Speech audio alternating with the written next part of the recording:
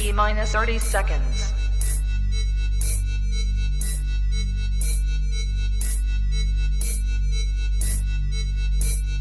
T-minus 20 seconds.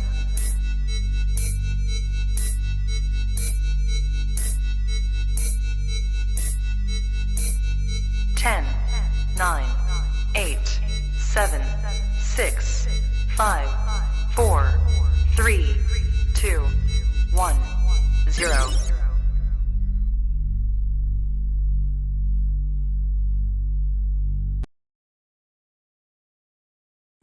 Good. You ready for do more in the future? Trap Talk podcasts? Yes. Man. Only Trap Talk. Exclusive. Yes. Exclusive. Oh. So stop calling us. Rub the spot, get the club to pop. When I come up with the crop, gotta love it or not. I'm hot from the hop to the rub the spot, get the club to pop. When I come up with the rub the spot, get the club to pop. When I come up with the rub the spot, get the club to pop. When I come up with the rub the spot, get the club to pop. When I come up with everybody, we do it. Everybody,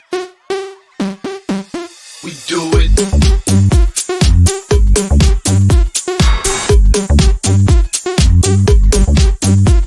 Do it.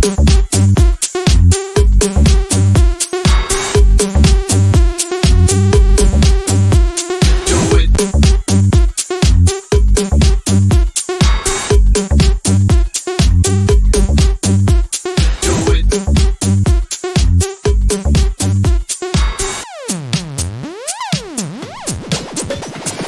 Rub the spot, get the club to pop. When I come up with the rub the spot, get the club to pop. When I come up with the rub the spot, get the club to pop. When I come up with the rub the spot, get the club to pop. When I come up.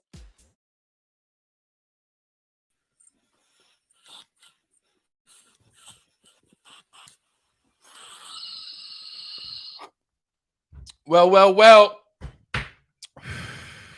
You're now tapped into the coolest reptile podcast in the world. I'm your boy, MJ. Woo! What is good? What is good, everybody? How's everybody doing out there? How's everyone's weekend going so far? If this is your first time tapping in, do your boy a favor. Hit that subscribe button. Hit that notification bell. That way you're notified and you're on top of every single podcast I drop here on the Trap Talk with MJ podcast channel. And then, yeah, man, drop that huge like for the guests and the content. If you're liking it, drop a like, man. Shout out to all the early birds. I see you guys in the building. I like seeing early birds on a Saturday. That's how I know there's motherfuckers out there getting it. But yeah, man, before we get started, we get things started here on this podcast. Number one, frozen rodent company in the game. Cold Blooded Cafe is the way to go. $30 flat rate shipping, day one pinks, all the way to the mammoth rats to your doorsteps. Shout out to Desiree and Steven, Cold Blooded Cafe. Shout out to my boy John and Alex over at Sim Container. If you got eggs, put them inside of a Sim box. Less steps, less stress. Sim's a win. Focus Keep Habitats, based out of Texas. Go check them out on Instagram. Shout out to Steven. Shout out to Ashley. Shout out to Jesse over at Stainless Steel Racks. Out of Stainless Steel Racks. Shout out to Jesse and the entire Freedom Breeder crew. Stainless Steel Racks made out of the United States. #1 stainless steel racks in the game. That's Freedom Breeder. Shout out to Jesse. Appreciate your support. My boy, Miguel Garcia at Always Evolving Pythons. Always inspiring. Always doing heavy things. Go give him a follow on Instagram. Check him out on Morph Market. Go see what his projects are all about. This guy, everything he does is heavy. So shout out to my boy, Miguel Garcia. Appreciate your support. Shout out to my, on the other end of the species worlds, got my homie, Alan from Amazing Basin, who's definitely making a name for himself, working with such an amazing species of snakes. The basins is just something he's passionate about, something he's really good with working with, and just go follow him, man. He's going to have a big year this year. Shout out to my boy, Alan. Thank you for all your love and support. He's also into ball pythons and has some crazy ball python shit going. I'm talking double recessive, triple recessive type shit. So shout out to my boy, Alan. Appreciate you, dog. Shout out to Blake Stewart SD identity. Go give them a follow on Instagram if you want to go ahead and blow up your brand as much as you possibly can, especially if you're invested in your own business and whatnot, and you feel like you have not really put much hustle or work behind your brand and market yourself. I feel like the best thing you can do, especially if you have a little coin saved up, is go speak to my boy Blake over at Stewart Design, and he will literally change your life. He's behind the brand change of Justin Canova, Garrett Hartle, Cold Blooded Cafe, and that's just to name a few. So shout out to Blake Stewart. Appreciate your support, and can't wait to work for you in the near work for you. Shit. Well, sort of. I kind of work for you if you're my sponsor, right? That's true. Shit. But I'm looking to continue our business partnership that we have. Shout out to my boy Blake Stewart. Mad love. And shout out to I feel like the guys leading it in the reptile industry as a whole are the ones that are putting on the biggest shows in the United States. One of them being the Reptile Super Show. Shout out to my boy Rami. If you can, please make it to a Reptile Super Show. It's awesome. It will change your life.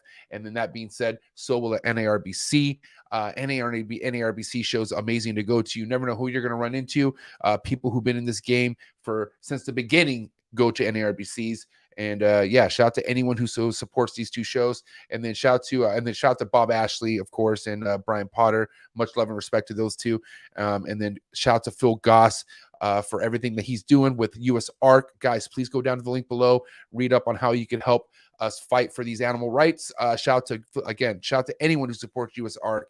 And then if you do go to any of these Reptile Super Shows or NARBCs, it's very important that you hang out for the auction, donate anything you can, or just buy something. It's awesome, man. Appreciate anyone out there who's on the same team as us. Shout out to US ARC. Thank you for all your support. You're the man, Phil. Really means a lot that you do what you do. If you guys want to reach out to me for whatever reason, if you want to see kind of what I'm into or what I'm working with, or, I'm just really active on Instagram. Instagram's the way to go for me. Hit me up. mjexoticscartal with an A, not an E. I usually post a lot of stuff I have available for sale. This was like the first year I had to use Morph Market, but I'm not complaining because I'm basically sold out. I have like a handful of snakes left. So shout out to all my customers. But yeah, anyone out there who wants to see what I got going on, hit me up on Instagram, mjexoticscartal with an A, not an E. And then Trap Talk with MJ Podcast on Instagram. Check us out. Shout out to my Twitch viewers. If you have a Twitch account and you even watch on YouTube, log into your Twitch account and just go fucking follow me on Twitch. Appreciate it. Twitch viewers going up. Appreciate it. If you'd like to donate anything to the channel, I appreciate all the love. I appreciate any view, like, or whatever. I mean, any of that matters to me. I could tell you that. But some of you like to donate stuff, and I appreciate that. So if you out there are one of those kind, beautiful people and you would like to donate something to the channel, go ahead and send that to Exoticscartal with an A, not an E, to PayPal. And if you would like to just become a part of the trap family that I'm building on Patreon, shout out to my Patreon members, my trappers, my day oneers. Man, seriously, you out there, if you are not getting enough out of this hobby, if you feel like you want to become more of something, if you want to tap into other species, if you want to see how other things are being hatched or bred and any of that kind of stuff, or just overall life stuff, go down to the link below. Join the Trap Talk Patreon family. I'm telling you right now, once you join, I send you a link to the Discord. That's when you really tap in with all of us. And I'm telling you, Discord is popping 24/7 and never stops. And again, my Patreon family, I appreciate you so much. I have a crazy event that I am planning, and I just came out with the flyer right now. Shout out to my boy Bubba who designed the flyer. And yeah, they already know. I mean, you go to the Patreon page and you'll see the flyer. You'll see everything that's in works for the event that I'm having, Trap Fest 2022. July 7th. Patreon members, invite only. And then, of course, any of my friends, like all the guests that's had on, it's going to be heavy. That's all I got to say. It's going to be fucking heavy. So yeah, Patreon family members, I love you guys. And then before we continue, before I shout the early bird comments, I got to say, guys, do me a huge favor because I just dropped a heavy vlog this morning. Shout out to anyone who caught my part 3 vlog to Reptile. What is going on here? All right. So shout out to anyone who caught my vlog over at the Snake Trap Sessions YouTube channel. So do me a favor, go to YouTube. If you're already obviously you're on YouTube, but go to the search bar, type in the Snake Trap Sessions vlog, and then do your boy a favor, hit that subscribe button right there, right where it says subscribe. See that red button? Hit subscribe. Hit the notification bell, and then you're going to want to go down to this sick-ass video, and I just dropped a sick-ass vlog on Reptile facility tour. So make sure you go hit that subscribe button and go check out the channel. Then also, guys, make sure you go give a subscription to Trap Clips, okay? Trap Talk Clips on on YouTube as well. Hit that subscribe button, and yeah, that way you stay on top of all the sick ass clips that I drop from all my past guests. So mad love. Thank you for all the support. What is good with all the people in the early birds? Who is here right now? Let's see. HB Reptiles, what is cracking? Thanks for being here, player. Trap Talk family member all day, and RCR Mafia member all day. What is good? Metal Scale Reptiles, what is good? Thanks for tapping in. 1776 Exotics, what's up, player? Big homie Mike, Trap Talk family member all day. Jose, what is good, player? Thanks for tapping in. What's up, homie? The homie Rodney from Black Sun Reptiles, thanks for tapping in. Damn, the homie Dean, not gonna lie, Dean's the referral of today's podcast. I can't stay on top of everyone, you know what I'm saying? But I got homies like Dean who'd be like, yo, MJ, check this guy out. And I was like, what? I'll check it out. Dean hits. That's my boy Dean. Thank you so much, Dean. I appreciate your support. And I appreciate you fucking with this handoff to the homie Tristan. I appreciate that. That's mad love. What's up, homie Nate Dogg in the building. Thanks for tapping in. The homie, oh, by the way, Trap Talk family member all day, every day. The homie Jacob, Trap Talk La Familia all day, every day. Thanks for tapping in. Let's see. We got the homie Harry, the Mushroom Cowboy, Trap Talk family member tapping in. What is good? Aaron, what is good? Thanks for tapping in. Wise Guy, what is good? Thanks for going in. Charles, what's up, Charles? Thanks for tapping in. British Columbus. I'm sorry. British Columbian Balls, what is good? Thanks for tapping in. Let's see who else is here. Oh wow, look, damn, the guest. How you guys, how you gonna let the guest drop the first super chat? Come on, man. We gotta back this dude up. Let's drop a super chat, because all super chats go to US Arc, and that's my boy right here.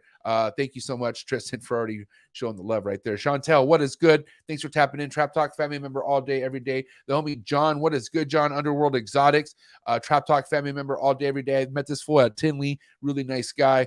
Good to meet you, buddy.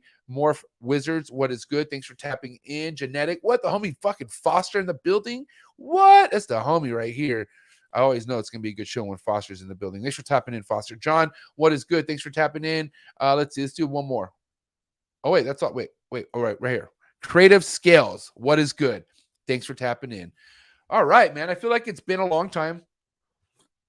When I say a long time, like it's been like a couple weeks since I've had a Saturday international guest. I do miss the Saturdays. Top of the morning to everybody, or afternoon, evening, but it's about to go down because I got my buddy tapping in from Canada, and I love Canada. You guys know I fuck with Canada. Can never know enough about Canadian breeders, right? And I don't know anything about this dude right here. I do know that he supports the channel. He's been a day one, real one. So right off, we're already off to a good start. But anyways, here's my man Tristan from Rail Race Cities Reptiles. What is good, Tristan? What's going on, everyone? How's everybody's morning and afternoon going so far? Hey, evening. Well, we got Europeans in the building. Yeah, that's fair. That's fair. We've got Europeans. So even evening, we've got the European viewers. Appreciate it. You're global, Respect. My man. You're global. You feel me? I wouldn't say I'm global, but we know you're global. So well, that just you're on the trickles down to me, right? Exactly. There you go. Cheers to you. Hey, how you living, man? How's everything in Canada? And for just so people know, what part of Canada are you in? So I'm in Ontario. Originally, I'm from St. Thomas, Ontario, which is kind of near where Dean and Foster originated from. Right. And that's kind of how I got in the hobby, is getting to know those two guys. But last month, actually on the 4th of March, we actually just moved up to Hastings, Ontario, which is I'm literally 13 minutes, I think, from Will's house now. So We're neighbors basically. Yeah. So it's been a big month for us, a big couple months, just going through the moving process and getting settled into the new house and getting the snake set up, getting the rest of my reptile set up. So it's been good. It's been a process, a lot of work, but I'm excited to kind of finally be settled in and get back to regular scheduling as of this moment, which is amazing. Neighbors with Will Morrows. Imagine. I couldn't even imagine. Wait, how? And wait, so, and Will moved not recent, but he moved fairly recent, right? Or no? No. So originally, I think he was living with his parents, because he had purchased a house across the street, like visibly across the street. Literally, right. That's what it was. Needed a bunch of work done to it. So I think for a couple months there, he was doing a lot of renovations and just kind of staying at his parents' house. And then they kind of moved across the street, him and his fiance. So I know the snake building's actually with his parents, right? So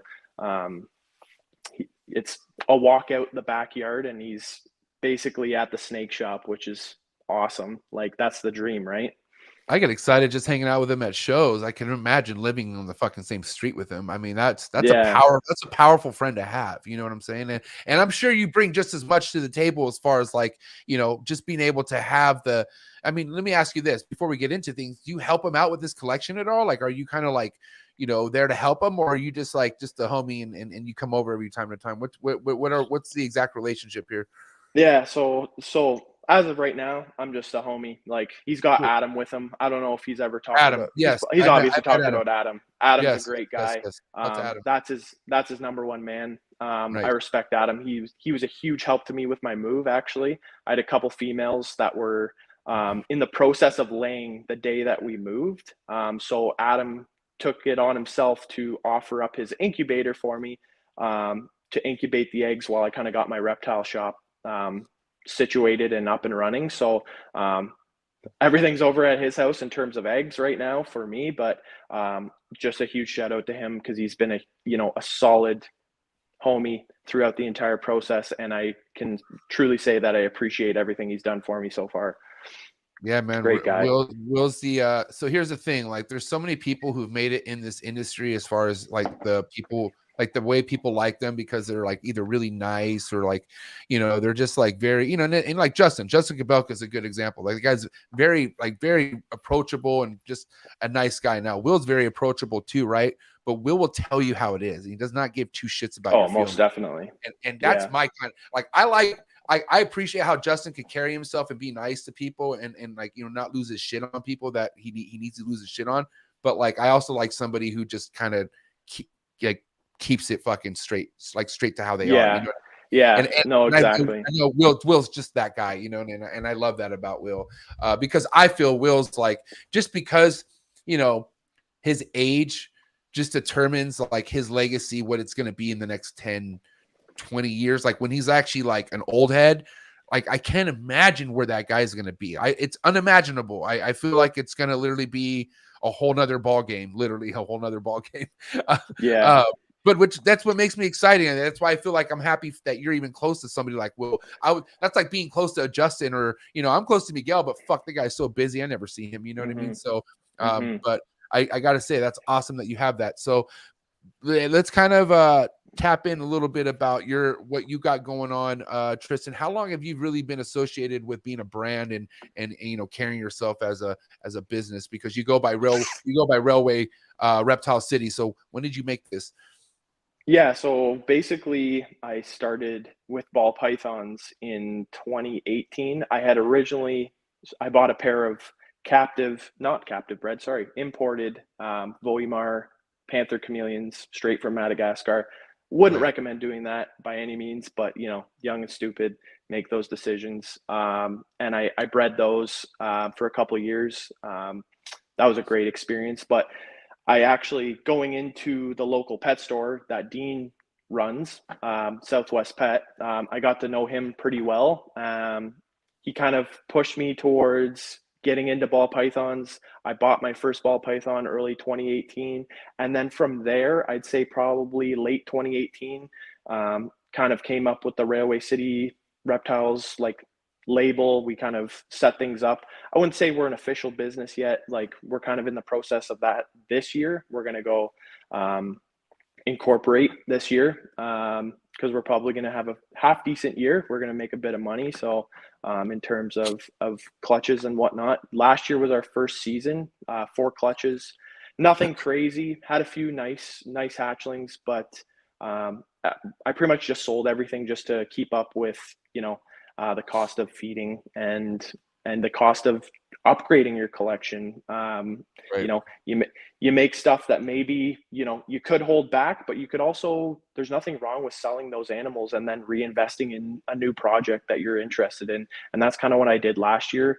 I invested heavily the past probably 12 months into Puzzle, Tri-Stripe, Desert Ghost. So those were kind of my 3 main projects that we were getting into over the past year, and it's been a successful year as of so far, paying off with clutches. this year is going to probably triple in production. So 4 clutches, probably I'm going to hope for 12 this year. So not a bad little stepping stone for this year. I mean, I feel like that's the most feasible stepping stone you should do is like, don't do anything more than like maybe double or triple. Don't like go from like 4 to 24. You know what I'm saying? Or like, or even like some people just are, I talk to some people are like, yeah, I got 6 clutches this year. Next year I'm going for 60. What? How the fuck? You know, well, yeah, I invested in someone's collection. Oh my God, good luck. Like what? Yeah. How do you know you can actually maintain that? You have no idea. And then you don't have no idea, but imagine the pressure too, because I mean, listen, some people are just naturals at this shit. And that's the ones, you know, I mean, not common, but I'm just saying like there's people who are coming in here who drop the big money and are in it longevity wise just as much as their money. But that the chances of that happening, it's like, I don't know, like it just, you know, statistics show that a lot of people come in here with a big chunk of load of money drop and they want a quick return or they want to see something within the first year. And that's just not what it's about. I feel like no matter how much money you drop your first year, you should continue to drop money the first, second, and third year, because you got to gain as much snake money as you can possibly get, because snake money could take you far in this. Because you got to understand, like you buy a snake at a certain age, or like, especially if it's young, when it's ready to breed, there's a new fucking price tag on that snake.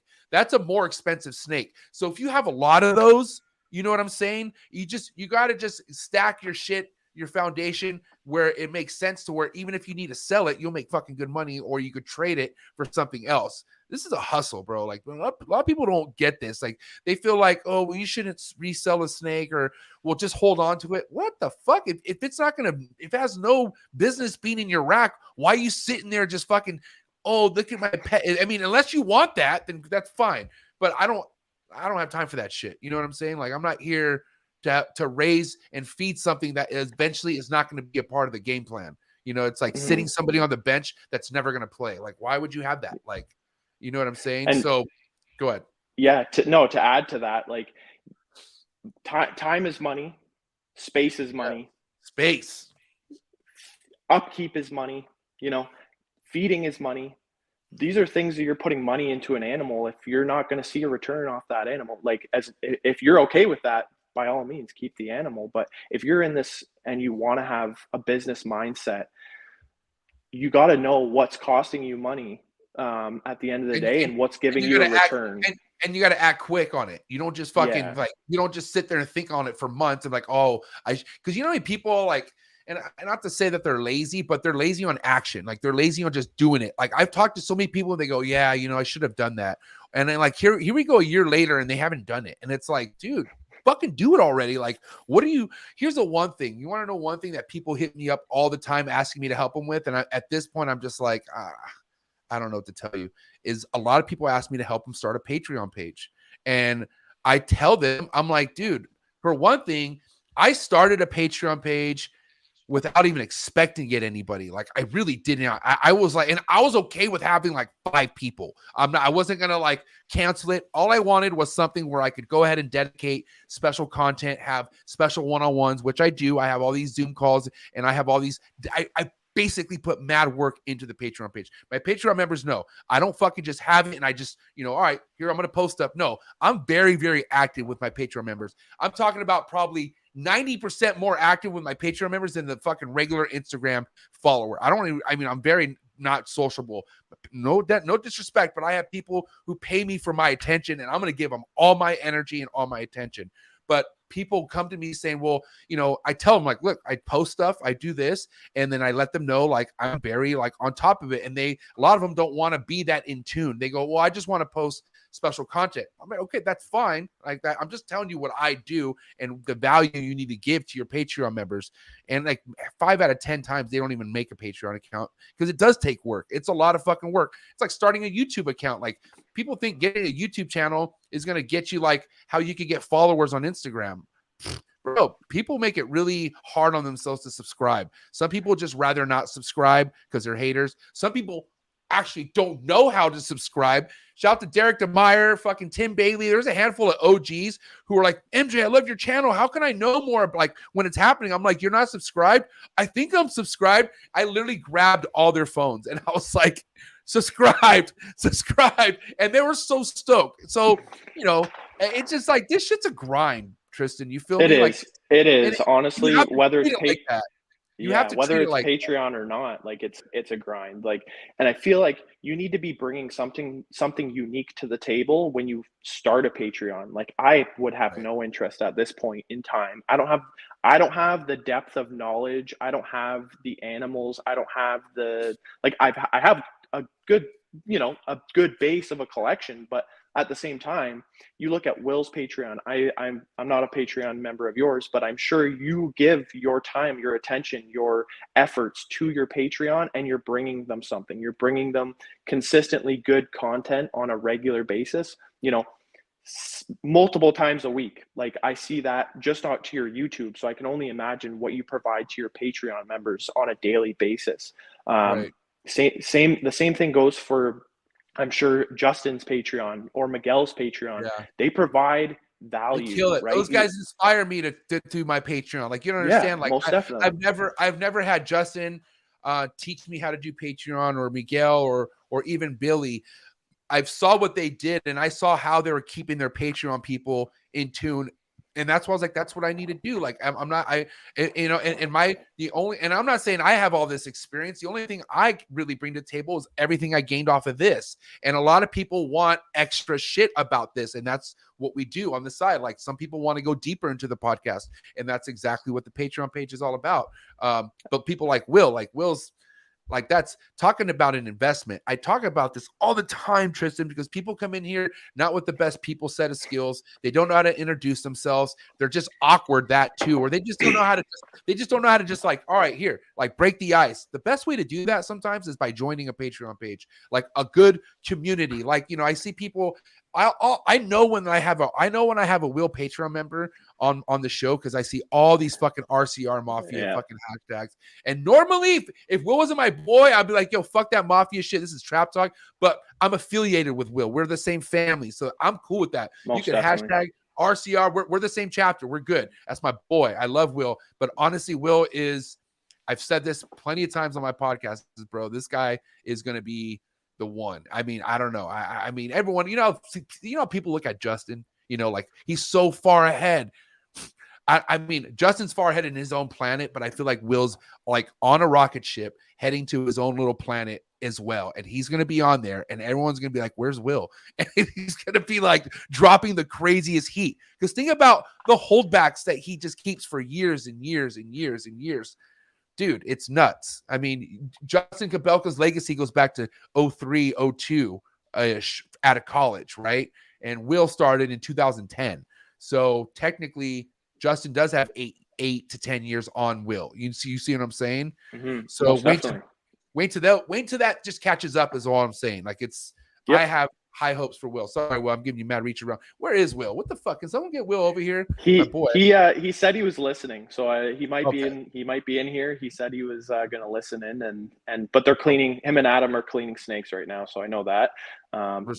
Those two are busy men. I can attest to that most definitely. All right, so listen, I want to get talking about what you have passionately going with your projects. I mean, for the most part, you only keep ball pythons first and foremost, right? Or what all do you keep? So like I said, I originally started with panther chameleons. I handed that off to a good friend of mine, Jeff Hoschel. He's North Lane herpetology, big into chondros, so you'd probably get along really well with him. He's a big chondro breeder here in Canada. So he's got my lineage of really nice Voimar panther chameleons, and then I do have a pair of African leopard tortoises as well, but those are just pets. Nice. So mainly I'm just trying to focus on the ball pythons for now, and I know, like, at this point I'm going to stick to ball pythons, but there's nothing wrong, in my opinion, to branch out to different species, whether it be to reptiles, other species of snakes, other species of pythons, more specifically, things like that. There's nothing wrong with that. Having a niche, like doing what you enjoy, that's the important part. you got to pick species that you enjoy working with at the end of the day. You can't just jump into something because, oh, I see these are really popular, but if you have no idea how to keep them, if you really don't have that interest to keep them, then what's the point, right? Yeah, You know, 110%. it's not always about the money at the end of the day, which a lot of people don't realize, unfortunately. It's all involved with your passion. I do want to capitalize on that because the cool thing here's the thing where I was like, man, you should work with more than just ball pythons because, you know, ball pythons are boring. Well, not necessarily, right? It all depends what kind of ball python keeper you are. I will always admire ball python just because that the childhood memory I have of a ball python, right? It goes back with me. Mm-hmm. So I always love balls. But at the end of the day, I'm a huge fanatic of the chondros and emeralds and a bunch of other crazy species, right? So I have plenty of excitement and reasons why you should work with other species. But here's the biggest reason I feel like that's important, especially right now, why you should consider working with another species if you only work with one species. Because at the end of the day, I'm sure there's, you know, for the most part, if you have friends or if you have family members or anybody who's not familiar with reptiles, if they come over to your house and you have something more than just one type of species to show them and introduce them to, that just gives this another opportunity to teach more to people who don't know what the fuck is going on in this world. Because some people like ball pythons, but then they see an emerald and go, "Oh my God, what is that?" And their whole mind changes. Like I have 2 different rooms, Tristan. So I have the trap, and sometimes I've showed little kids or parents like, you know, my most expensive ball pythons, and I'm like, this is like, you know, $7,000 snake, and oh, that's cool. And then I take them in this room, and they're just like, holy blown shit. Away. And sometimes it's the other way around. Sometimes I show them the podcast room. They go, oh, that's cool. And this room is too much. And I show them a ball python. They go, oh my God. So it like, all I'm saying is like, you got to give people the best of all worlds if you possibly can, if you're in that position. And honestly, it makes you feel better as a keeper. Like you're not just as lazy as like, you know, do more. Like, come on. Like you don't want to push yourself more. It's like, you know, I know everyone like should eat better. Everyone should work out. Everyone should read. There's so many things that we should do. But as reptile keepers, we should keep more. We should keep more. But things that we can handle, like things that like one thing I love that you said was, you know, if you're not passionately wanting to learn about how to keep the animal, if you're not passionately wanting to give the animal the space or do anything that takes sacrifice for the animal, then don't keep it. Like it's not worth having. Like you better be all for the animal. Like treat it like it's like with you for the rest of your life, you know, because exactly a healthy reptile will live fucking 20 plus years, man. Like these things are with you a long time. They're like birds, you know? Oh yeah. Like just putting that into perspective, like African leopard tortoises specifically. Oh my God. Age, yeah. If you know, any tortoise in general, their lifespan can be 100 years, 80 years, depending on the species. 200 years if you're getting into the bigger species, right? Like it's right. But it's just all about how you maintain them as an animal, how well you maintain your passion for keeping these animals. That's what's crucial. Like if you can't keep your passion, then maybe you should think about letting those animals go or rethink about what's not motivating you to work with these animals anymore. Like what's pushing you away from the hobby or the industry. You definitely have to take an outside perspective a lot of times when you're not feeling too great about what's going on. Like I went through a couple things last year. Not going to go into specifics, but something bad happened and I didn't there was a week or two where I just was like, I went into the snake room and I'm cleaning snakes. I did not want to be in there at all. Like absolutely did not. Like I was like, I'm not like, I don't have the passion for this right now. And that was just based off of a situation, unrelated. Right. I've been there. But I took a step back. I looked at the perspective of what was happening and I realized, hey, this has nothing to do with my reptiles. Get your shit together and get back on the road. Like, this is an amazing industry in terms of community. The animals are amazing, whether it be just ball pythons, but you get into the chondros, you get into the basins, you get into monitors. They're incredible animals. Like you really can't go wrong with any of them if you have the passion for them and you have the desire to learn how to keep them properly.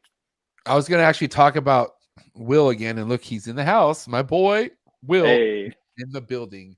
There he But I is. remember learning one thing about Will that also was like, oh, here's another point added to Bill's added to Will's score sheet was when I think it was on the first podcast, which I didn't know, but he keeps Blue Tree monitors. And I was like, what?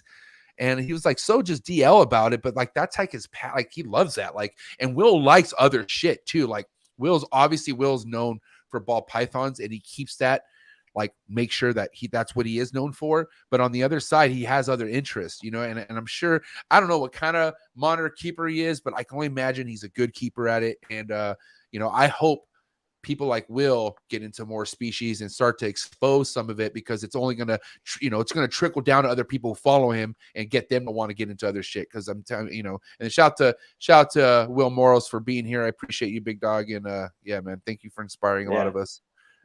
We do appreciate you, Will. I do want to give a couple super chat shout outs real quick. Shout out to homie Rodney, Black Sun Reptiles. Had him on last Monday. Really good guy. But yeah, thanks for tapping in, bro. MJ on the grind Monday through Sunday. Tristan is as solid as they come. US ARC. Let's go. Hell yeah. Appreciate you, Rodney. Rodney's a great guy. Love him. Definitely. Yeah. And then we have Pacific Northwest homegirl, the building, Chantel. What is good? $50 to the bucket. My homegirl, Pacific Rim Serpents. I appreciate you so much. Let's get these damn super chats going. All going to US ARC. Much love. So yeah, going back to you know, just you're up and coming in Canada. Like, you're born and raised in Canada, right? Yeah, most definitely. In Ontario, in that area, that vicinity. So I was born and raised in Ontario. I graduated high school. Like, I had reptiles as a kid, just like anybody else. You know, right. Big passion at growing up. Got rid of them when I graduated high school. Moved out to Alberta. You know, the party scene, the scenery, the enjoyment. Did that for a couple of years. Loved it. It was a great time. Came back home.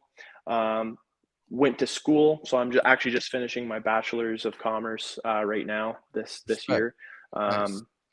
So I'm kind of just working on that, and I got into. Funny story. We got me and my girlfriend at the time. We just decided, let's go to a reptile expo. We're in Toronto for the weekend. We saw that there was one happening, and basically we went in. We fell in love with, you know, everything that was going on. And that's when we decided to get into the chameleons. We, you know, unknowingly, uneducatedly bought those, you know, wild caught animals. I have nothing against importing certain species if it's required, but I feel like panther chameleons in general, I just don't think that would be an animal I would recommend importing anymore. We have so many different lineages and localities. You're already dropping a hot seat question answer? This guy.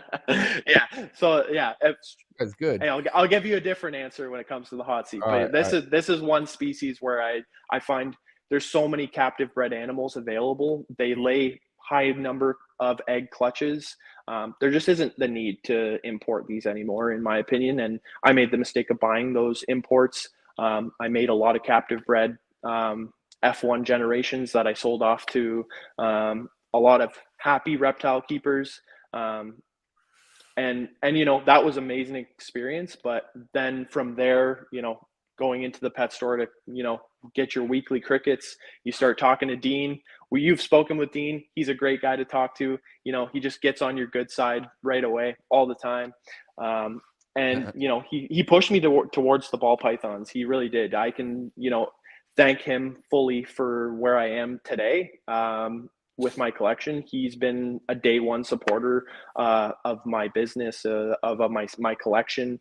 He's given me, you know, so much knowledge at the end of the day. I mean, not only him, but he is just one of those guys that I have always leaned on when I have issues. You know, when I was having a tough time with the reptiles, he kind of pushed me back in to get back on my feet and get going again. So, you know, huge shout out to Dean. He's an amazing guy. He's, you know, a wealth of knowledge at the end of the day, and he's going to be producing some heat this year. So keep an eye out, everybody. He's a real player. I mean, I can't say this for sure, but I hope people out there don't take for granted on what this reptile community does as far as bringing you to people that you would have never met if it wasn't for reptiles. Like Like I'm telling you, man, I get so I being in the DJ game and whatnot, and just traveling with baseball, I've met so many people in my life. And as much as I say that I hate people, the people I've actually like met and like been inspired by, I love those people for sure. You know what I'm saying? But where was I going with that? God damn it. What were we talking about just now? Just there's great people in the reptile community, and Oh, right.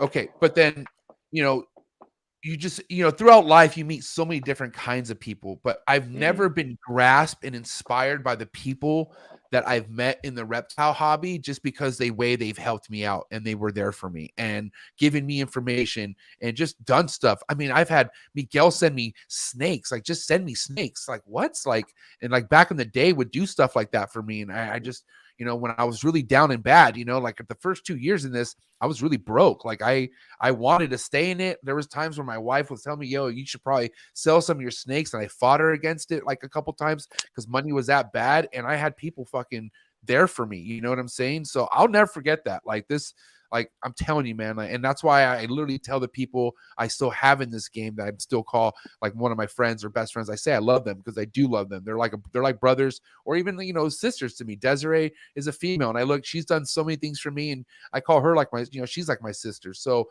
none of this would have been possible without the reptiles. And I'm just, like to hear that you have a circle of people where you're, I'm sure you're not in a rush to do things. I feel like you're just taking things as they come because there's no need to rush. Look at your surroundings. Look at the information you have. There's no reason to be pushy on anything. And some people just want that limelight so quick and so bad before they even have any kind of like thing to kind of show off. You see what I'm saying? yeah, and 2 points to go off of that. The first being like, you have a great community of people. I've been in several other, hobbies and interests. And like you said, you were in baseball and DJ scene. I did a lot of outdoor activities like fishing, hunting, like Nice. I'm an outdoors kind of guy. Those communities are more often than not full of ignorant people, unfortunately, that Right. are unwilling to help you learn new techniques, or, a good spot to go, or whatever the case may be. That you're not running into the same type of people that are in this hobby specifically. Now, not saying that there's not bad people in this hobby, because there definitely is some no good people in this industry. Sure. No, I'm not saying, I have anybody in mind, but I'm saying Are you sure? yeah, I'm 100% sure. No, you know what? There's so many good people in this hobby that I just ignore like, if you're no good, see you later. I don't have any point keep it moving. or It's interest. so easy. Exactly.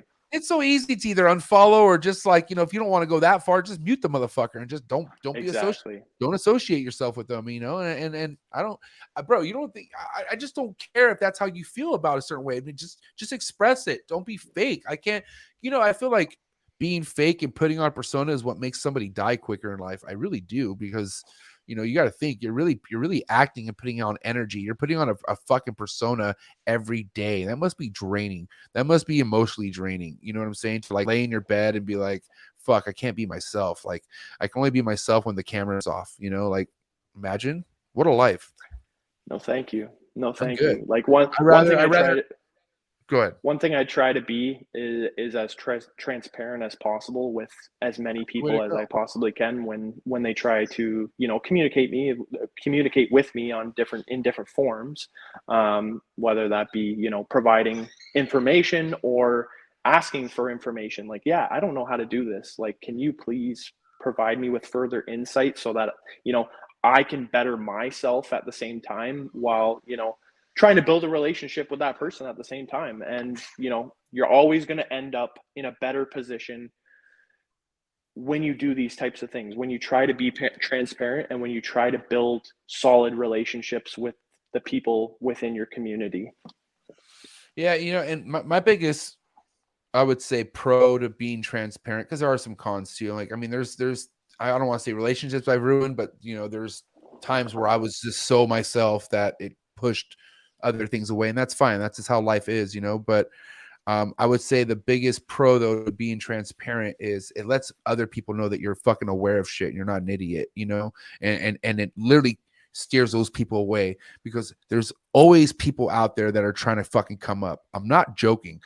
even your closest friends will eventually cross in their mind, like they're either envy about something, and one thing I hate, if any of my homies say, oh, I'm jealous or anything, I get fucking angry. I hate that word. I don't even want to know that you feel jealousy about anything inside you, because jealousy that sits inside somebody turns into like something, makes a man do something or a woman do something that they normally wouldn't do, or they switch up. You see what I'm saying? So if you are a pushover, or if you're Mr. just, I want to make people happy and yes, people are going to run through you. People are going to fucking take advantage of you. You're going to get, it's just, I've seen it. I'm fucking good. Nice guys do finish last. Fuck that shit. I am not stupid. You're not going to play me as a fool, because I've seen people be played as fools almost throughout their whole lives. And what a life. No, thank you. I'm sorry. I'd rather have less friends, because if you don't want to fuck with me because I'm expressing on how I see shit and how I feel, then that's fine with me. Don't fuck with me, because I don't probably want you to fuck with me. That's probably the idea here. So, yeah, man, I don't know. I feel like you're just better off saying it how it is versus saying it how you want to be accepted or looked at. You know what I'm saying? Yeah, most definitely. Especially when you're a fake for so long and then you do something that just reverses everything that, like, like that happens. Like, look at celebrities. Like, you know what I mean? Like, I'm like, then what are you going to do with your life? Like, when that shit happens, it's like, I don't know. Also, I just feel, is that me? Who is that? Is that you? We're good. That was so we moved into this new house basically with my grandparents. They're getting a little bit older, so tight. we all moved in together to kind of keep an eye on them, make sure that they got help when they needed it, and we're there for them if they need anything.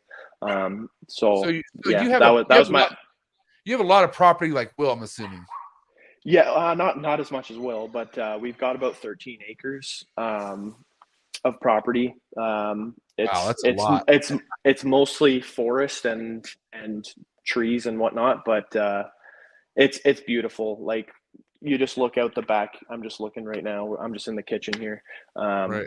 And it's just a beautiful scenery of trees and hills and whatnot. So yeah, it's a great spot. I definitely do not regret leaving. Unfortunately, I regret leaving Dean behind in London, but other than that, no regrets moving to a new spot.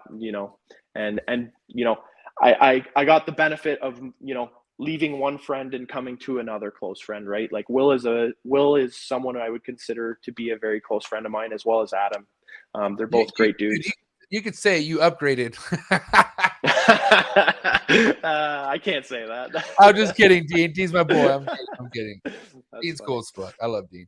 All right, listen. I got to ask you, man. You're fairly new into the game, and I do have a series called New Breeder on the Block series and whatnot. So one thing that's so important for me to understand when I ask a lot of these new breeders when they come on the show is, like, how has it been being in the hobby for the time it's been, because it's grown so much. So you've been a part of a crazy era of growth and whatnot, but overall, how has the experience been with either selling snakes, producing snakes, connecting people with customers, and all just our relationship building business wise? How's that all been as a whole? And while you're talking, I'm gonna take a quick leak, okay? So I can hear you. for sure. So basically, going through the pandemic and kind of trying to build a business at the same time was a bit of a struggle. Not having shows, not being able to connect with as many people, having to connect. Not that connecting online with individuals in the community is any less genuine, but there's just something about going to these reptile expos and the shows and seeing people, going out for dinner with them, and just having that in-person connection that you don't get through through text and through screens and whatnot. It was difficult at first. I really only started hatching stuff out last year. I think my first clutch hatched in I had 2 clutches hatch within 2 weeks, probably in May, late April, early May. And most of those animals ended up moving. Like I held back a lot of stuff. Like my first clutch was a joint pairing with Dean, because none of my males were getting the job done. So we did Enchi Desert Ghost to a Phantom Pinstripe. We made some cool stuff. Made some cool Phantom Het DG combos. We held 90% of it back. Sold the odd stuff through the store. That was super chill. That was awesome. The second clutch was my male finally got the job done. So it was Orange Dream, Enchi, Banana Cinnamon, female making male. Made a bunch of cool stuff. Actually sold one of those snakes to Will. So that's a cool experience, being able to, say that. Yeah. So that being able to say that, I have a snake in Will's collection, that's, that was a huge accomplishment for me. And it being my second clutch ever, just making something that interesting. I thought that was awesome. Oh yeah. Yeah. And then the last two clutches, they were pretty solid. Like I sold everything. We kind of had our first show back in Toronto. I took a lot of hatchlings there and pretty much sold out within 1 year, within one show, once the shows started coming back. So I feel like, there's a huge correlation to being able to connect with individuals face to face, at shows, at the expos, in comparison to trying to, build a connection with somebody online or trying to make a sale online. Like, yes, you're always going to sell those crazy animals online without ever having to meet the person that buys it. But I'd say it's a little bit harder to try and get a sale out of somebody when it's, let's say, that $500 to $1,000 snake, through Morph Market or through Instagram or, whatever the case may be. I find it a lot easier to connect with somebody and, provide that sense of trust that you're going to take care of them if something were to ever go wrong with that animal when they're getting into the hobby. Let's say they're trying to make that first big purchase in their eyes, right? When I first got into this, $1,000 for a snake, I didn't comprehend that. I was like, there's no way. $1,000 for a snake. 300. I was like shivering. Yeah. I was like sweating. I was like, how am I gonna get $300 for this? I was like, fuck, I'll never forget. Yeah. And then once you get more comfortable with, the hobby, what things are worth, the potential of what things could be worth, you're a little bit more comfortable. But, working with those, a lot of animal sales at the Toronto Expo, you're selling to pet people or people that are just getting into the industry.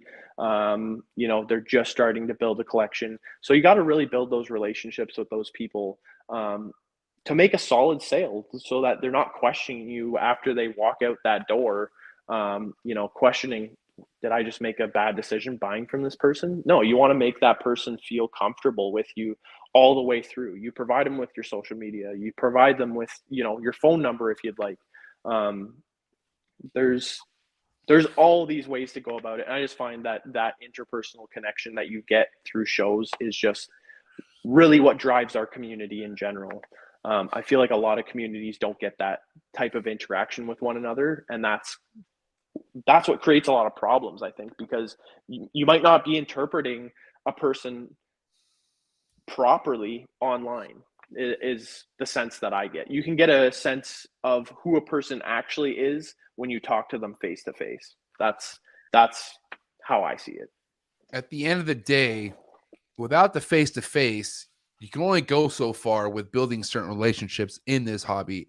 The reason why I am so confident, and when I say confident, meaning I could say what the fuck I want and I don't care what you have to say about it. You don't like me, unfollow me, I don't care, because I know who respects me in this game. I know who my friends are. And in the beginning of this whole podcast adventure, I did have so many haters who would comment that I was kind of concerned, and I would go to these people that I respected and I loved, and I said, dude, am I like, what do you think of this? And some of them were like, oh shit, but all of them just kept telling me to keep doing my thing. Like, yo, just keep being you. And that's all I needed to hear was okay, the guys that no matter what happens, like I don't give a fuck if that Facebook group hates me and tears me down. I could still go to my homies. That's why I'm in this. Like I'm in this because of my mentors. I'm in this because I have people I talk to on the phone that give me information that make this go further. You see what I'm saying? I'm not in this for the clout. I'm not in this to get fucking 100K followers or 100K subscribers. If that happens, God bless it. Oh my God, that'd be great. But it's not something I wake up and like sweat bullets about. I sweat bullets about expanding my fucking emerald tree boa collection. That's what I want. You know what I'm saying? Like without that, without my relationships, without the people I could talk to on the phone, which I was able to do by meeting them in person, I fucking made an effort to see these people. Like Miguel was one of the first people who ever told me, he's like, you know, I was like, hey, I'm taking my wife to LA for her birthday. And he's like, dude, perfect. He's like, how about you join us for dinner?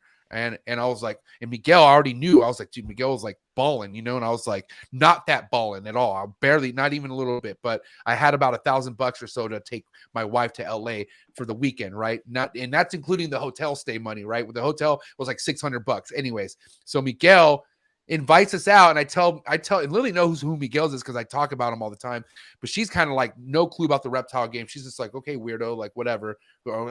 He picks us up in a 1960 fucking 4 Cadillac. Oh no, the Impala. He picks us up in his orange Impala, right?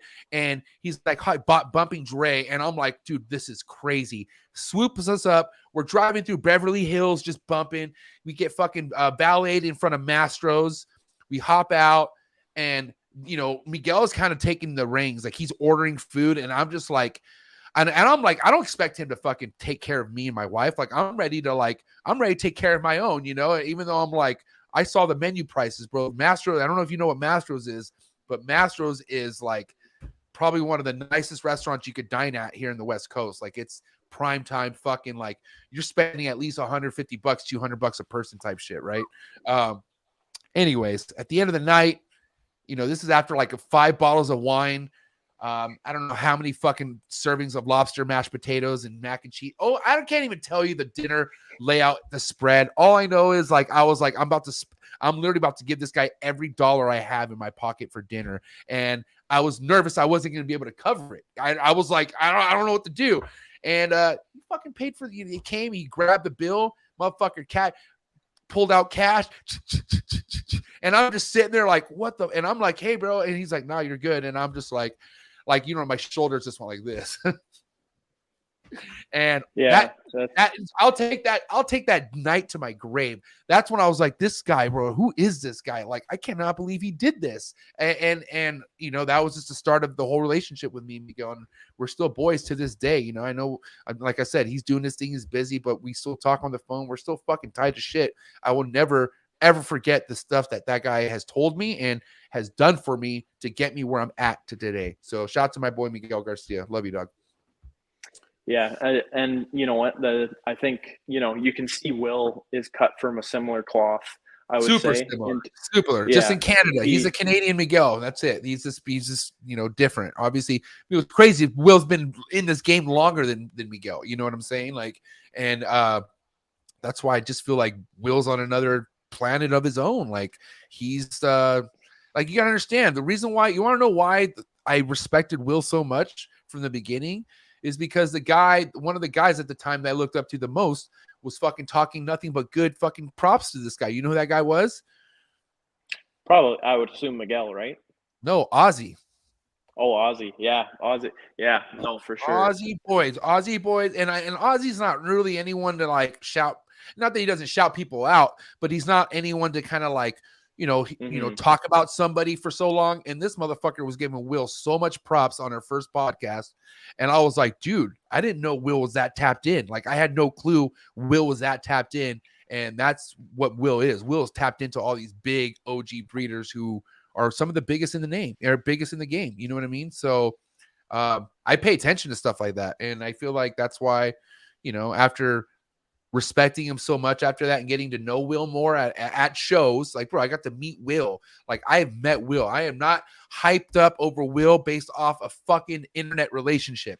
I have met Will in person. more than twice. You know, I know there's a connect. That's my boy. I'm telling you, he's the real deal, Holyfield. So, yeah, man, this hobby has really good people in it. I feel like you're definitely right on that.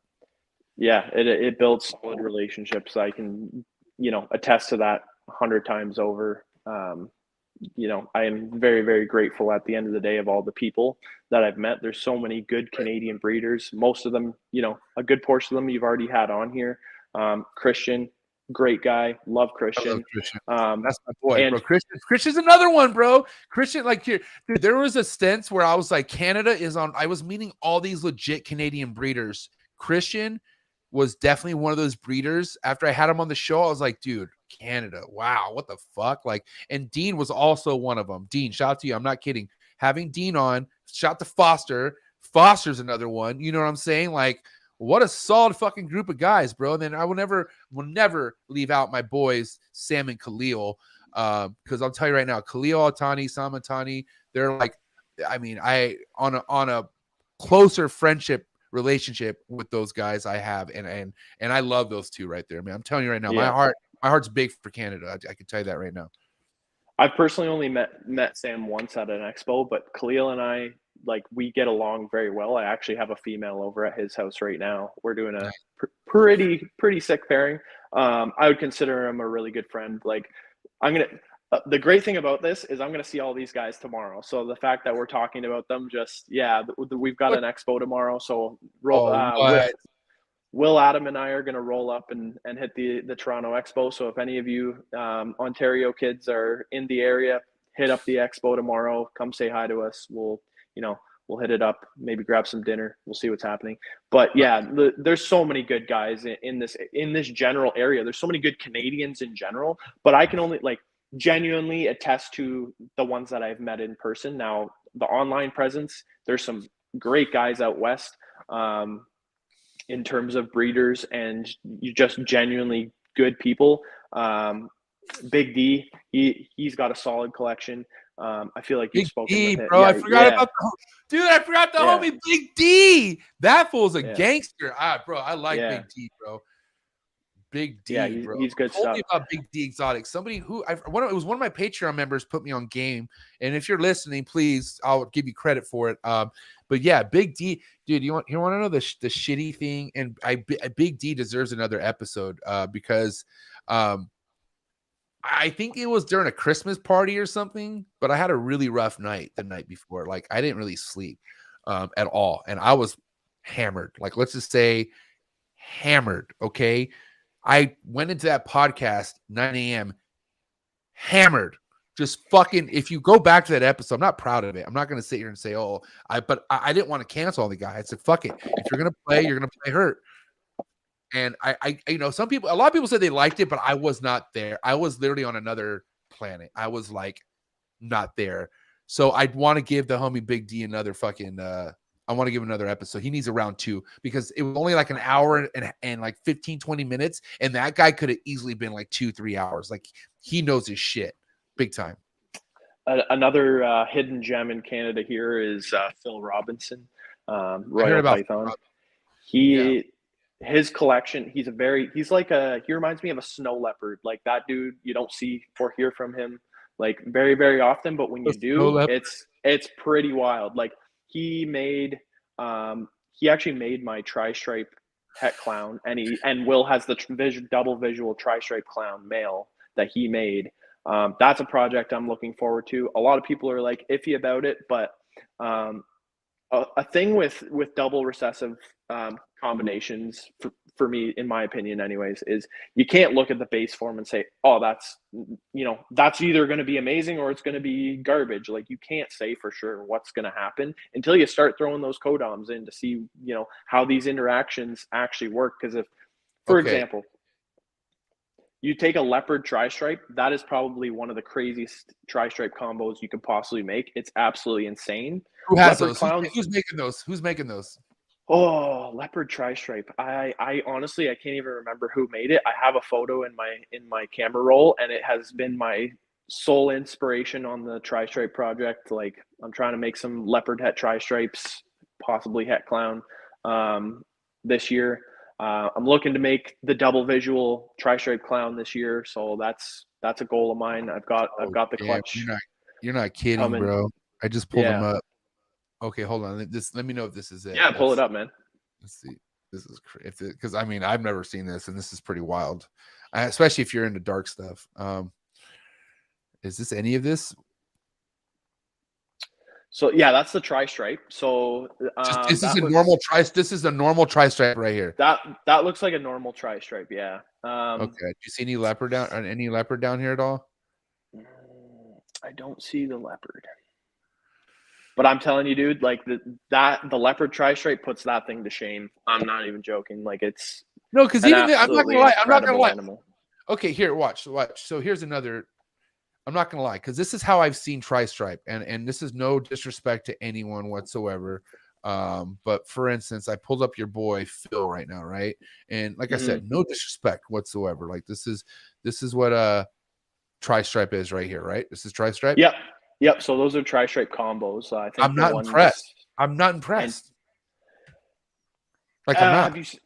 It's one of those combos where you got to put the right stuff in it. That's what I'm saying. Like so this is definitely not tapped in yet, is what I'm assuming. Yeah. Oh, most definitely. It's untapped. I even saw a tri-stripe clown with DG in it, right? And don't get me wrong, I thought it was pretty awesome how clean it looked, but not for $30K. You know what I'm saying? Like I don't know. There's so many different things out there that are like either new or popular that I feel like get super hyped up. And I just feel like the way tri-stripe, and I don't know, no disrespect, I'm not a ball python guy either. So this is just me saying just me from the outside looking in right now. I'm just saying tri-stripe to me does not make me want to put that much kind of money down into something, you know? For sure. I'd much rather do a fucking zebra if that's how much it's going to be. You know what I'm saying? But I mean, I don't know. I mean, this is just how I feel. Now, in your opinion, tri-stripe is something you're sodding off to for with the leopard with clown, right? Or what's your end goal? Yeah, like so tri-stripe clown's like kind of a base I'm working on right now. I'm looking to throw a bunch of stuff into it. Like I'm making a lot of hets this year, a lot of het tri-stripe stuff, just different genes. Aussie has a Mojave tri-stripe. That thing's insane. So I'm looking to I'm pairing it to a crystal, so I'll get some specials and some Mojave het tri-stripes, possibly also het clown. Kind of grow these up, throw them back into the project and try to make some cool stuff. I think there's a lot of different, another one. I actually just, the clutch that my second clutch of this year is red stripe het tri-stripe. So that could be interesting. Pair two of those back together, get a red stripe het tri-stripe, you said? Yeah. So try to make some like super red stripe or some, magma tri-stripe type stuff. I think that could be cool.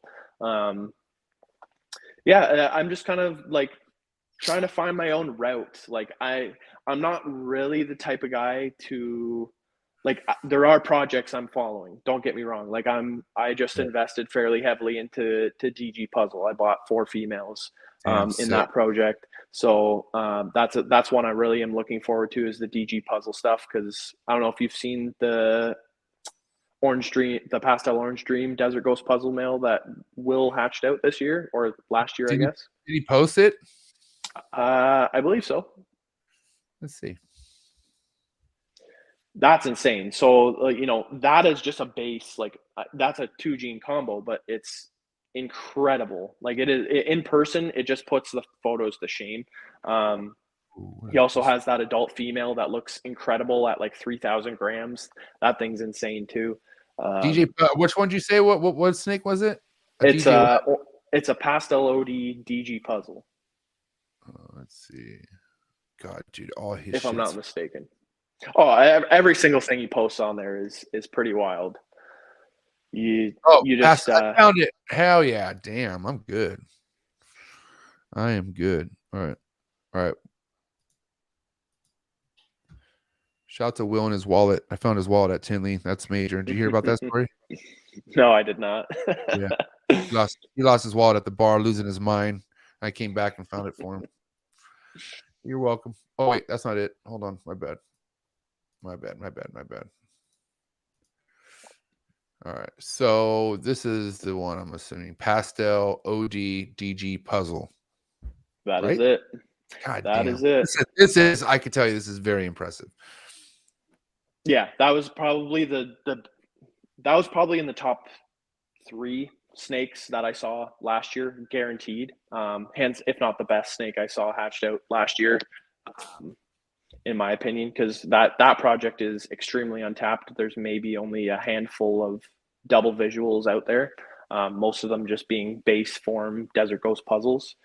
So just seeing what, throwing Pastel and Orange Dream in alone can do to that combo motivated me to be like, okay, I gotta invest into this project and get that ball rolling, because it's going to take me forever to produce my own double hets, which I'm going to do this year anyways. But I'm more so just like, I want to get the ball rolling and get on making those double visuals, because that's an untapped project. Guaranteed that's going to be a big project over the next decade. And you're going to see some crazy stuff from that alone. Right. Yeah, so I'm really into puzzle. I'd probably say that's probably my the center of my collection revolves around puzzle. I'll probably be able to make some vanilla scream puzzles this year, hopefully. I think that could be incredible, because like vanilla cream stuff, I don't know if you've seen the vanilla cream clowns, but if it can even do something remotely that cool, I feel like that's a project I'd want to work with. Yeah, one of my Patreon members, shout to the homie Matt, but he's working on some like vanilla scream type clown combo stuff that he showed me pictures of, and it's like, fuck, like pretty exciting stuff. I can tell you that much. All right, so I got to ask you this: what, like, have you always been prepared for like the double, triple recessive type stuff? That's like basically going to be the future, or are you just now adjusting? Like, how are you really adjusting to that? No, I actually wasn't. I was, so there's always that advice you get when you start off, that pushes you a certain way. And the advice that I originally received was like, buy females, don't get males, raise up females, and then, buy males later. I bought too many females. Like, I bought a lot of females. I think my ratio right now is stuff that I've purchased. I've bought in like 40 females to 3 males. I'm growing up a few males that I hatched out last year, but like I'm struggling to keep up with like that ratio of male to female. I made that mistake big time, unfortunately. So this year is going to be. Last year I purchased a lot of females, so I think this year is get those males, and then by the time they both hit breeding size, they'll be good to go. For a lot of the younger stuff I have. But this year was a bit of a struggle in terms of getting all the females that were going to go paired. That's kind of why I sent over, I have a Cypress Mojave Hypo breeder female, and I sent that over to Khalil, and he's throwing a puzzle het hypo to that. So we're fingers crossed for a Cypress Mojave Hypo het puzzle male, 2 of them, please. That'd be nice. I'm gonna try and make Hypo great again. Be one of those players. Hypo, wait. What is? Okay, hold on. I gotta stop you there, because dude, when was Hypo never great? Because from what I understand, never, in my opinion, Hypo was never great. You're saying? No. What I'm saying is, people think, like, for the past probably decade, people have steered away from Hypo. That it just hasn't been everybody started getting into seeing Desert Ghost come up, and then they're like, okay, let's move from Hypo to Desert Ghost. Mistake was, people weren't building on that Hypo project to see what the potential was. Now we're seeing the Desert Ghost Hypo stuff, the Hypo clowns, the Hypo, and they're insane. They're incredible. So working that project, the Hypo project, and getting into some double recessive stuff, that's kind of another goal of mine. Hypo puzzle. Yeah, that's kind of the route I'm taking right now. Just trying to get a couple of double recessive combos going. But going back to your question, sorry, I veered off there big time. Oh, you're good. Originally, I bought a lot of like Kodam females, which was my mistake. Not het for anything. So Now I'm trying to play the game of buying double het females now to grow up, and making my own at the same time, because like obviously I learned my lesson fairly quick and started buying like desert ghost female, hypo females, you know, double het tri-stripe clown females, stuff like that, and all these different recessive projects that I want to work in. But I made the mistake of not getting into recessive females right away, and now I'm playing catch up, making hets. So this year, really, more clutches are just going to be more so just building up a het army, as Will would call it, and kind of, you know, holding back a lot of stuff for myself. But yeah, I think there's a lot of potential for me this year if everything decides, you know, that the move wasn't too stressful for them and they just do decide to go. I think I could, yeah, like I said, 12 clutches probably would be a good number to be gauging right now, hopefully. And next year's going to be great. Lots of visual puzzles, lots of visual tri-stripe stuff, lots of visual desert ghost stuff. Yeah, I'm excited. Like this year's just been really humbling in the sense that, you know, there are setbacks that, you know, push back your collection and your potential for growth, but learning how to curb that and kind of work your way around it is crucial, in my opinion, to ultimately meet your goals and see where you want to, like, see yourself where you want to be, let's say 5 years from now. Right. I'm curious because you're just now getting your feet wet, you know, it seems like, with your clutches. And are you already using ultrasounds right now, or are you not? No, I don't have an ultrasound. I'm fairly confident with palpating in terms of knowing where my females are at. Now, obviously, the more females I get, the less time I have to palpate. Like, I'm sure an ultrasound is going to be more accurate at the end of the day anyways. Maybe I'll go over to Will's place and snag his and see if I can borrow it for a day. Just do some ultrasounding and see where everybody's at. But no, I haven't really. I think that's going to be my next investment this year is one really big male, at least minimum one big male, and then an ultrasound would be great to have as well. I think that's a crucial thing to have when you're breeding.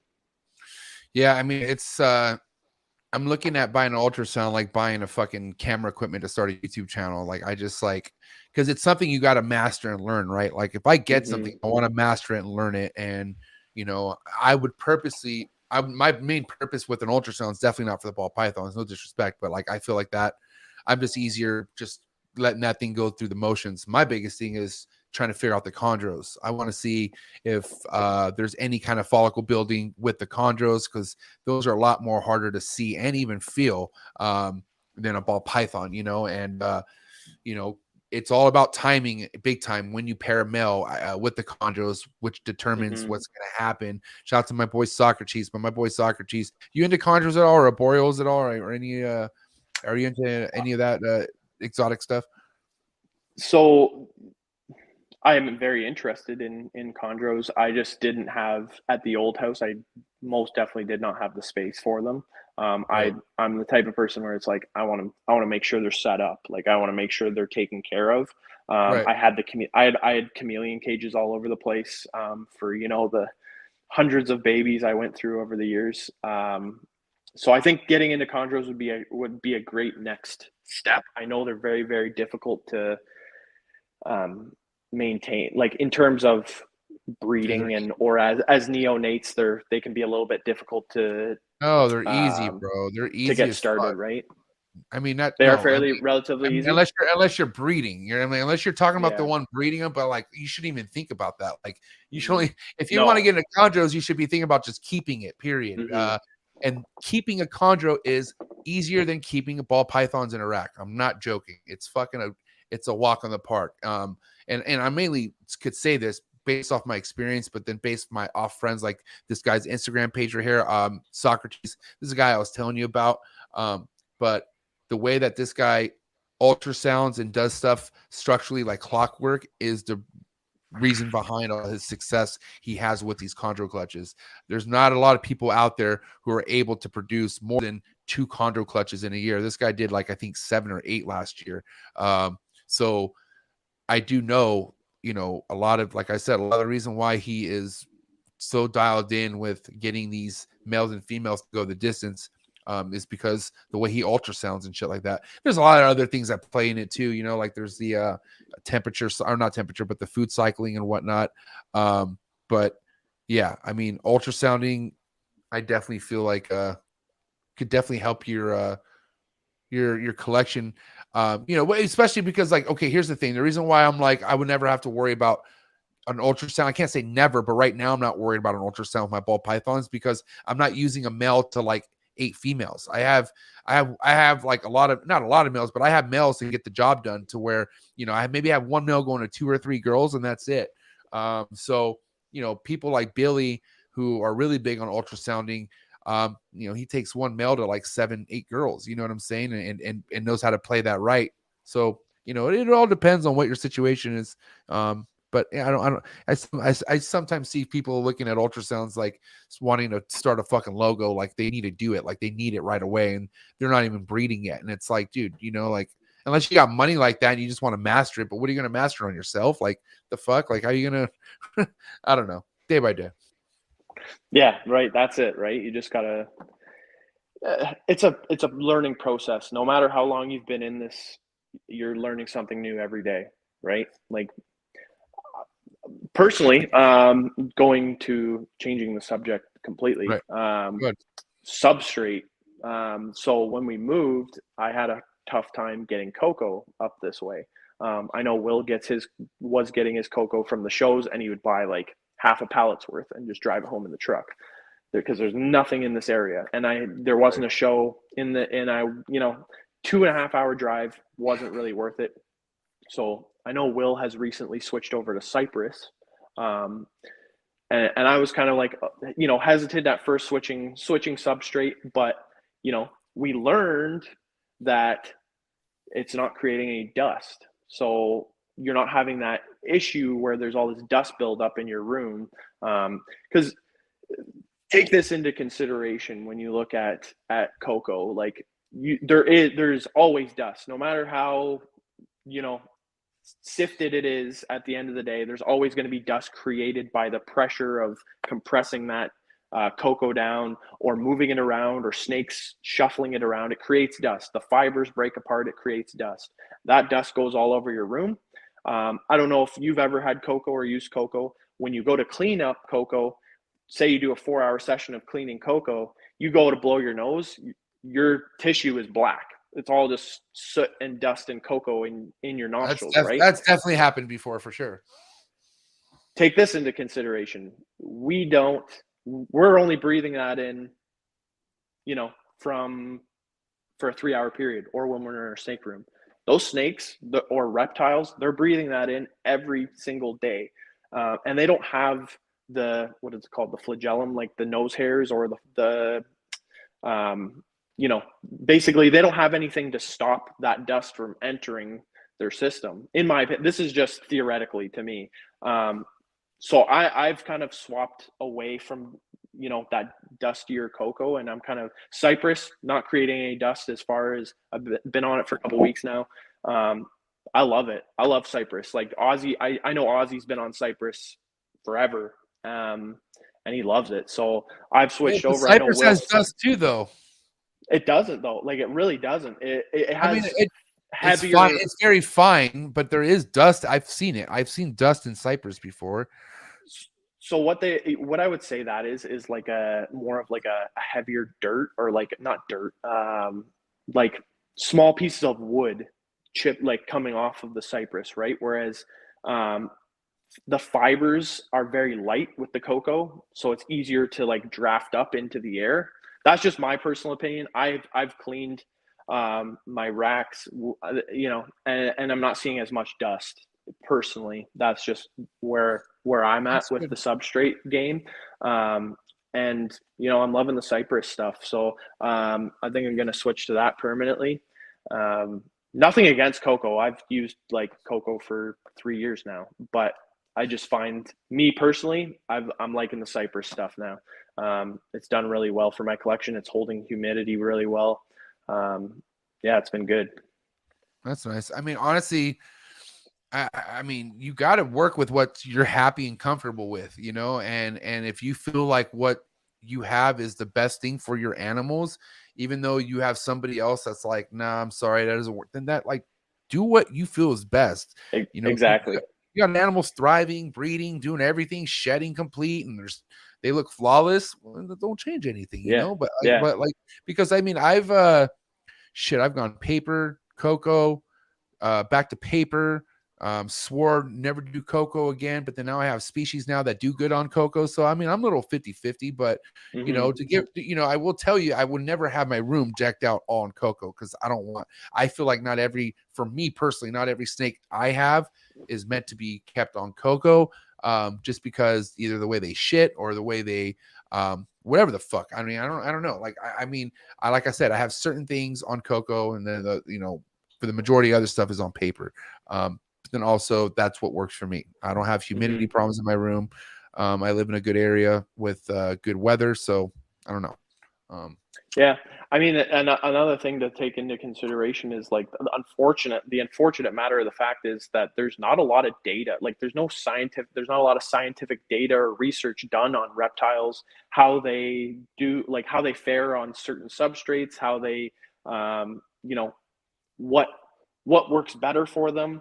We don't know that. Nobody actually is keeping, as far as I'm aware, keeping enough data to conclusively say that, one thing is good, one thing is bad. By no means am I saying, hey, don't use cocoa. I'm saying my experiences have been that, like, I'm seeing a lot more dust with my cocoa, so I'm going to switch to Cypress, and I've enjoyed it so far. But unfortunately, like I said, there's not enough data for anybody to conclusively say one thing's better than another. Now, there's clear things that aren't good for your animals. That's a given. But if it's in that, is it good, is it bad, gray area, we don't really know. There's not enough information. Time will tell, right? But you want to know what the best data is your own data kept. That's what exactly. That's the data you go off of, because even if you have data from a fucking Mark O'Shea fucking documentary and when he was in Africa, dude, these fucking snakes aren't in Africa. They're captive born and bred. They're not being raised in a termite mound where it's 90 degrees all the time. So automatically us ball python keepers, not me personally, but just as a whole, think that ball pythons need a hotspot of 90 degrees 24/7. I don't believe in that. I don't personally. I mean, maybe because where I'm from and I don't have crazy weather drops or it's getting fucking freezing outside, but I feel like that's so excessive, giving something 90-degree hotspot 24/7 of its life with the ambient being 80 and, in the 70s. Like I said, my room stays 80 for the most part all the time. My snakes, I feel like, grow healthy. They fine. This is just how I feel. It kind of go back to your cocoa chip thing. You know what I'm saying? Yeah. Some people I respect to this day. For the most part, majority of people keep their snakes on 90-degree hotspot. And I never like that. I feel like I feel like that's not fair of enough of a, like, and that's just my opinion. Now, if they ovulate, different story. I do spike up their temp, for that female, then I feel like that's different. But what was crazy that I realized last year, and I paid close attention to this, I would say 14 out of the 16 clutches I had, 14 out of those 14 females out of that never went to the hot spot and laid their clutch, which I thought that was weird, because I remember the time last year, a lot of them did go to the hot spot. I would say majority of them closest went to the middle, but some of them even stayed on the cooler spot and still laid their eggs. I thought that was nuts. That is interesting. I mean, they know best, right? At the end of the day, unfortunately, we don't know what they're thinking, or that, obviously they can't speak to us, but you have to know the signs, right? And they know best of what's going to turn out the best for their health. A lot of times, like, they're, at the end of the day, they're animals, and their instincts tell them what's best for their health, right? Obviously, when you run into illnesses, that's a completely different story. But, like, in general, they know what's best for them, right? So they're going to go where they feel the most comfortable and that they think is going to be the most successful spot, in terms of, let's say, laying on a clutch of eggs. What's going to be best for their clutch of eggs for incubation? That's my opinion. But I don't know if you noticed this, but I've been traveling. I've been traveling a lot, but I've also traveled before I started traveling a lot. And if you notice anyone and this isn't all the time, but it does happen. Anyone who goes and moves to a different part of the country or visits for quite a long time, they end up getting sick, or something happens where like they get a cold or something because of that adjustment, right? But they get adjusted to it. You see what I'm saying? So what I'm trying to say is you put my West Coast ass in fucking Pittsburgh during the snow, and I'm fucking just, dude, I'll never forget. I couldn't even fucking walk. I couldn't function. I felt like I was dying. And then you have people just fucking, hey, Tom, fucking just walking through the snow, like so adapted to it. You know what I'm saying? People are built like that in Pittsburgh because they were raised in the snow. And I'm sure after a while you become used to it. Yeah, I'm sure you do get used to it. I'm sure there's never getting like you're never really saying, yeah, I like the snow, but like, you know, you do get used to it. But at the end of the day, like, I'm built the way I'm built because this is where I'm from. And I don't know, man. I feel like you shouldn't look at anyone on how they keep their animals because you don't know where they live, or maybe you do know where they live and it's not where you live. You need to figure out, you need to do the fucking legwork. You need to do the research and find out what is best, ambient, hot temp, whatever. You need to find out what is most thriving and best for your collection and not base it off your homie who lives in another fucking state or even in a different block. Like, dude, your room's different. Houses are built differently. Like, you know, it's just, you just got to figure it out and stop relying on other people's information, which isn't a bad thing. You know what I'm saying? Take the info, but don't say like, well, so-and-so does it, I have to do that. No, you don't have to do that. You need to figure it out. Yeah, that's a great way to look at it, honestly. Just, you know, figuring out yourself and you know, you can try to, you know, tell people if they ask you, you know, Right. tell them, hey, this is what I do, but it might not work for you because, you know, my collection sits in a like a detached garage, whereas, you know, before mine was in the basement, and now, or, you know, Dean's is in his house, or there's different situations, you know, like you said. So you just kind of have to base it off what works best for you, and I respect that. You want to know the most recent thing? I did like a vlog on this, and I did have some friends hit me up because I'm not trying to sit here and say you're a big piece of shit by doing weekly water changes, because I do know people have massive collections and a lot of them are ran by themselves. People have big fucking collections, and the way they structure their stuff, they do weekly water changes. I guess there's worse out there is all I can say. But if you can, I mean, think about it, bro. To leave a cup of water for 7 days for this fucking animal. And if you want to talk about inhaling fucking dust, if you want to talk about drinking fucking shit particles, and if you want to talk about being a better keeper, and you're sticking to weekly water changes, don't even talk. I'm sorry. Don't fucking speak until you fucking know how to do at least 2 to 3 water changes a week. I don't care if you have 1,000 animals. Hire somebody. Figure it out. Because I'm sorry. I mean, look, I got my boys who stick to their weekly watchers, and that's cool. But in my head, I'm like, you're a piece of shit. Sorry. Like, I love you, dog. But you're a shithead for not doing that. And you could, I do piece of shit things. Trust me, I'm not the perfect human. Don't get me wrong. And my homies can call me a shithead for doing things. But I'm talking to my homies out there. If you're my boy, and if you're like, nah, once a week, I'm good with that. You're a shithead. You're my boy, but you're a piece of shit. Sorry. That's all I gotta say. I love you. Sorry. Nope. Hey, respect. Nobody's honestly, perfect. Nobody's perfect. Exactly. I eat fast food all the time. I'm not perfect. I do, bro. Like, I eat like a piece of shit. Like, trust me. I'm just, so if it makes you guys feel better, I do piece of shit things too. So we could all become better on not being pieces of shits. You know what I'm saying? Because every human has a piece of shit in them, literally. That was great. Fair enough. Fair enough. That was awesome.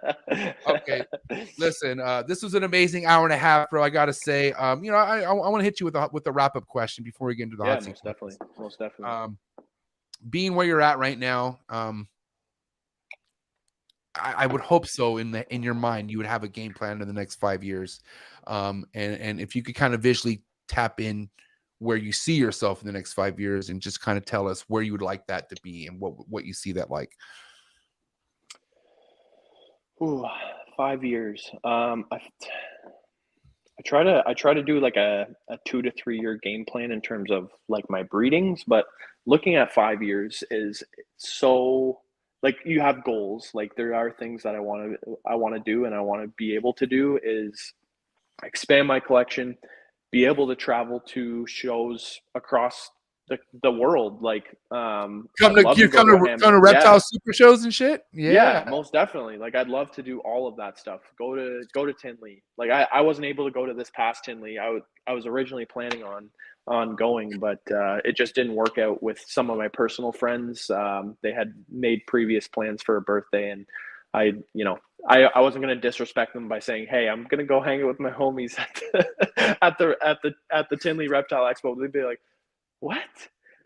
That doesn't even make sense." But they don't, there's your reptile friends, and then there's your like day one friends, like from school and stuff, and they just don't get it, unfortunately. All my day ones just call me weird, but they accept me. They get it.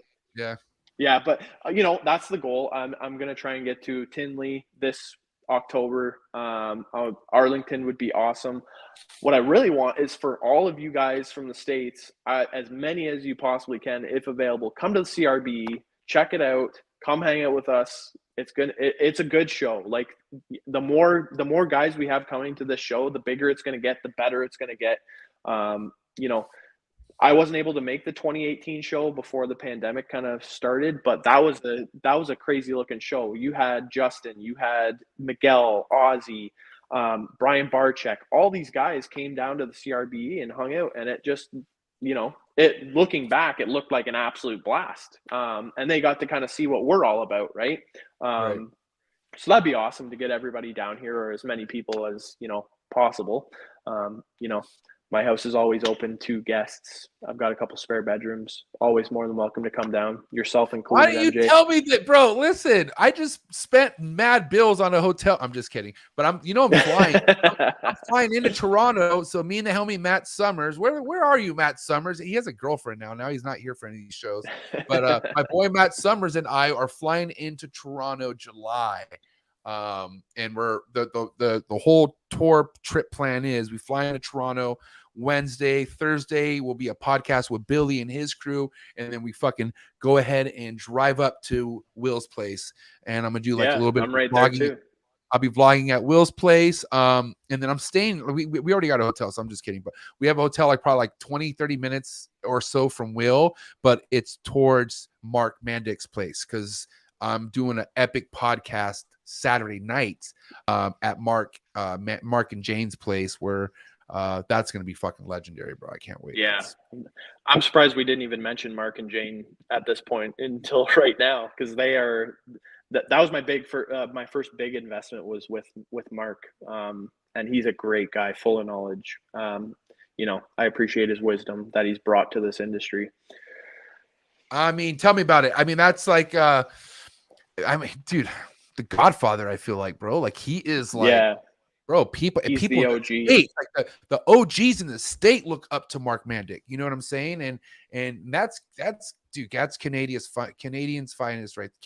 Canada's finest right there, Mark and Jane. I love those Most two, definitely. man, as far as like what they have done just to help people. You know what I'm saying? And that's I feel like that's a good example on what it's like to help people, but then still be big in something. And then be praised. Like if you want to be anything in this fucking hobby, be a Mark Mandick and Jane Mandick. Just because no matter how big your collection get, no matter how smart or how gangster your ball python projects are, help the next person. You know what I mean? Like don't just think you're better than them. And exactly. That was what big it's thing. all about. Yeah, exactly. Passing it down. Good shit, man. Awesome. I appreciate this. This was a great episode. Thank you for having me. Whoa, calm down. You got hot seat questions, okay? Don't think you're walking out of here. Go enjoy your beautiful day. By the way, I knew you lived in a beautiful area, just the way your windows look and the way the like I could just tell your yard is epic. Like I could. Yeah, I don't know if you'll be able to see it. I'll try and. Oh, look at that. Oh, wait, hold on. Why did I think my computer was the one doing this? But I don't know if you can see that. But that's the backyard. Oh, bro, it's beautiful. What is out there? Do you find any herps out there? We just moved in, so it hasn't been above 5 degrees Celsius since I've moved here. So I'm assuming there's probably some stuff back there. There's some cricks and And there's probably something, I would assume. But yeah, it's a beautiful property. Kind of similar to what Will's got going on. Gorgeous, gorgeous. All right, man. Well, listen, let's hit you with these hot seat questions so you can enjoy the beautiful weather and beautiful sighting over there in Canada. You know how these roll, bro. Do not be a JP on this. I need you to spit these out. You feel me? You got it, bro. All right, here we go. Hot seat questions for what's up with the name Tristo? I didn't know. Can I call you Tristo? That's sick. Yeah, man. That's what that's just what everybody seems to call me in the industry. Hard. And it's a completely reptile related Tristo name that I think Dean came up with it, and it just stuck. Like, everybody calls me Tristo, so feel free. Everybody's welcome to call me Tristo. That's fine with me. Let's hopefully plan a night. Let's hopefully plan like maybe Friday or something. Friday night, somewhere we can all hang out or some shit. When I go. Oh yeah, everybody, bro. I've got a perfect spot for everybody to come chill. Or Will's got a pool. We can do that too. In July. So I'm volunteering Will's pool to all of us. Hell yeah. Will? Will don't mind. I'll DJ it. Don't worry. You're good, Will. All right, here we go. Hot seat questions for the homie Tristo. You ready for these? You got it. Coming in hot. Frozen thought or live? Live. Egg cut or no cut? Egg cut. Red chondroneo or yellow chondroneo? Yellow. Pre-first shed meal or post-first shed meal? Post. To spray a snake or to not spray a snake? Not spray. Yeah, I'm just kidding. Yay imports or boo imports? Boo. One reptile you would import if you could today. Like if it didn't matter, the laws didn't matter. A Galapagos tortoise. Damn, respect. One reptile we should never import ever again. Burmese retics. Respect. Yay sport or boo sports? Love sports. Favorite sport? Golf. Ooh, favorite golfer? I gotta go with Tiger. Yes, dude. Thank you for saying that. I mean, there's also a bunch of other legends, you know what I'm saying? But yeah, bro, do you ever play Tiger's Tiger Woods? You ever play Tiger Woods? Oh, most definitely. Oh, bro, yeah, most definitely. I was upset. In high school, we would have tournaments. Like, we were all football players, but we loved, because here we are fucking hitting eagles and shit on a game, which you can't really do in real life. You know what I'm saying? But fuck, I love Tiger Woods. That changed my life. Yeah. Steak or fish? Steak. Favorite cut of steak? Ribeye. Yay alcohol or boo alcohol? Yay. Nice. What are you drinking? What is that? Oh my god! It's called Screwball. It's like I bet. Peanut butter flavored whiskey. Woo! Would recommend. Delicious. Yeah. Big flexer or no flexer? Overall, no flex. Van Halen or Sammy Hagar? Van Halen. West Coast rapper, East Coast rap? West Coast. Favorite West Coast rapper? Dre. All right, cool. Little word association. First thing to come to mind. Milk. Cookie. Cocoa. No go. Substrate. Cypress. French fries and gravy. Delicious. Stuck shed. Leave it. First time ball python breeder. Knowledge. Day 60. Pip on their own. Instagram trolls. Mute them. If you had to get rid of one platform forever, and I mean forever, is it going to be Instagram or Facebook? Facebook. There you have it, my man. You just killed it. Dude, what the fuck is up with these perverts in the... Dude, there's like these robots that are like perverted in the comments. I'm sorry for that, guys. I figured that out. Listen, YouTube.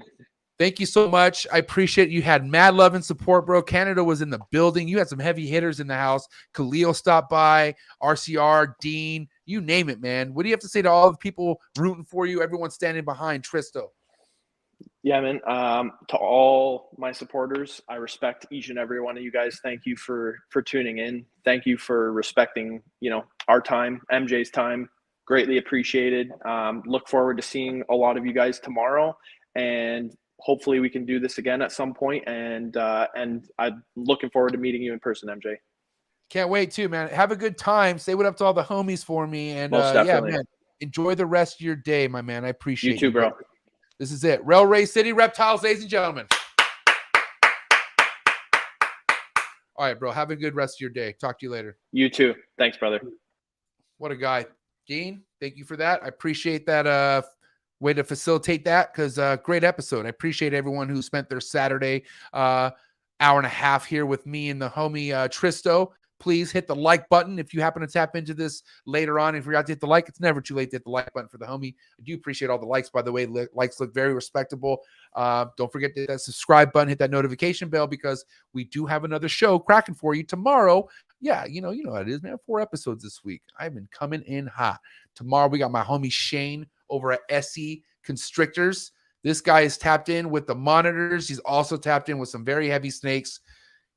Sundays are really meant for the monitors, but we will probably talk about some big snakes as well, because this guy is, like I said, tapped in on multiple species of heavy ass reptiles, and it's all going to go down. Go down in the link below.